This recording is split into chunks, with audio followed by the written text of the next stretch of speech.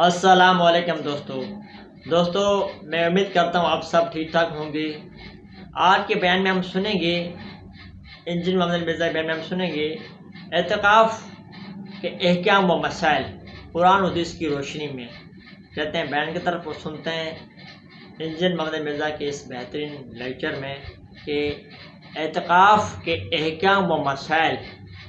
قرآن و حدیث کی روشنی میں۔ چلتے ہیں بیان کی طرف سنتے ہیں اس حوالے سے انجینئر محمد مرزا کی کیا رائے ہے۔ اعتکاف کے حوالے سے پہلی حدیث بخاری اور مسلم دونوں میں ہے، مشکات میں اس کا نمبر ہے 2097۔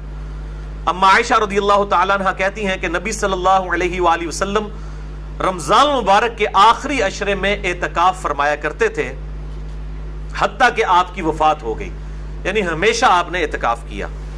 اور آپ کی وفات کے بعد آپ کی ازواج مطہرات یعنی آپ کی بیویاں بھی مسجد نبوی کے اندر اعتکاف فرمایا کرتی تھیں۔ دوسری حدیث صحیح بخاری میں ہے، مشکات میں 2099،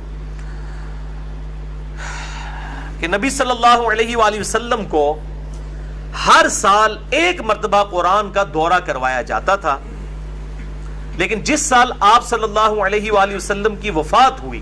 اس سال سیدنا ابو ہریرہ کہتے ہیں کہ آپ صلی اللہ علیہ وآلہ وسلم کو 2 دفعہ دورہ کروایا گیا، یعنی حضرت جبرائیل سامنے بیٹھ کے قرآن سنا کرتے تھے، 2 دفعہ دورہ کروایا گیا۔ اور آپ صلی اللہ علیہ وآلہ وسلم ہر سال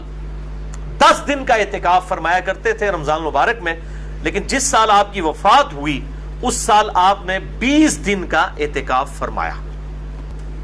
پانچویں حدیث بھی بخاری اور مسلم دونوں میں ہے، مشکات میں 2104، کہ نبی صلی اللہ علیہ وآلہ وسلم جب اعتکاف کا ارادہ فرماتے تو فجر کی نماز پڑھ کے خیمے میں داخل ہوتے تھے 20 رمضان مبارک کو۔ لیٹ سے لیٹ بھی آپ 20 رمضان کی مغرب سے پہلے غروب آفتاب سے پہلے مسجد میں جا سکتے ہیں،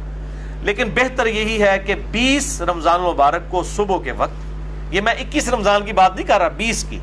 جس کی شام کو لوگ دوڑ کے پہنچ رہے ہوتے ہیں، اسی کی فجر کے وقت افضل یہی ہے کہ خیمے میں آپ داخل ہو جائیں۔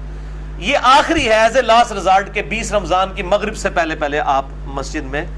داخل ہو جائیں۔ بہتر یہی ہے کہ فجر کے بعد جو سنت بھی ہے۔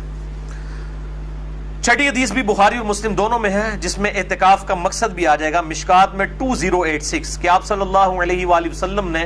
رمضان کے پہلے 10 دن کا اعتکاف کیا، اس کے بعد پھر اگلے 10 دن کا اعتکاف کیا، اور پھر آپ صلی اللہ علیہ وآلہ وسلم نے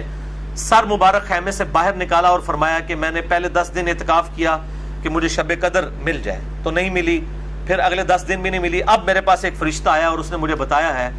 اللہ تعالیٰ کی طرف سے وحی لے کر آیا کہ رمضان مبارک کے آخری عشرے کی تاک راتوں میں 21ویں 23ویں 25ویں 27ویں اور 29ویں میں آپ صلی اللہ علیہ وآلہ وسلم جو ہیں وہ شب قدر کو تلاش کریں۔ مجھے خواب دکھائی گئی ہے کہ اس رات جب میں صبح نماز فجر پڑھاؤں گا تو نماز فجر پڑھانے کے بعد میرے ماتھے پر کیچڑ کا نشان ہوگا، اور صحابہ کہتے ہیں کہ 21ویں رات کو اتنی بارش ہوئی کہ مسجد نبوی ٹپک پڑی، اور آپ صلی اللہ علیہ وآلہ وسلم جب نماز پڑھ کر صحابہ کرام کی طرف متوجہ ہوئے تو آپ کے ماتھے پر کیچڑ کا نشان تھا، چونکہ وہ زمین بھی گیلی ہو چکی تھی، ڈھک مٹی پہ ہی آپ صلی اللہ علیہ وآلہ وسلم سجدہ کرتے تھے، یہی افضل ہے۔ تو صحابہ کہتے ہیں ہمیں سمجھ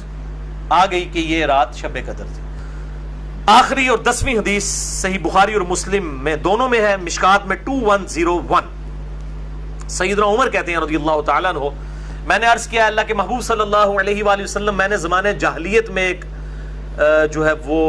نظر منت مانی تھی کہ میں مسجد الحرام میں 1 دن اور 1 رات کا اعتکاف کروں گا، تو آپ صلی اللہ علیہ وآلہ وسلم نے فرمایا اپنی نظر پوری کرو۔ اس سے یہ بات پتہ چلی کہ جو آپ منت مانتے ہیں اعتکاف تو وہ پورا کرنا واجب ہے۔ دوسرا 1 دن کا اعتکاف بھی ہو سکتا ہے، یہ عموماً ہمارے نفلی اعتکاف ہوتے ہیں نا، 27ویں کو لوگ آ کے بیٹھ جاتے ہیں 3 دن کا اعتکاف، تو لوگ کہہ رہے ہوتے ہیں نہیں جی اعتکاف تو 10 دن نہیں ہوتا ہے، بھائی پورا مہینہ بھی اعتکاف ثابت ہے۔ جو میں نے شب قدر والی حدیث بیان کی تھی بخاری اور مسلم کے کانٹیکسٹ میں، کہ آپ صلی اللہ علیہ وآلہ وسلم نے جو ہے وہ پہلے 10 دن اعتکاف کیا، پھر اگلے 10 دن کیا، پھر اگلے 10 دن، تو پورا مہینے کا اعتکاف کیا آپ صلی اللہ علیہ وآلہ وسلم نے۔ پھر وفات والے سال آپ نے 20 دن کا اعتکاف کیا، تو 1 دن کا اعتکاف بھی ہو سکتا ہے، وہ نفلی اعتکاف ہوگا، اور منت والا اعتکاف تو واجب ہے، وہ ضرور پورا کرنا ہے۔ باقی جو یہ سنت اعتکاف ہے، اگر کسی کو مجبوراً توڑنا پڑ جائے کسی مجبوری کی وجہ سے، تو پھر اس کی قضا دینے کی ضرورت نہیں۔ اگر کوئی قضا دینا چاہتا ہے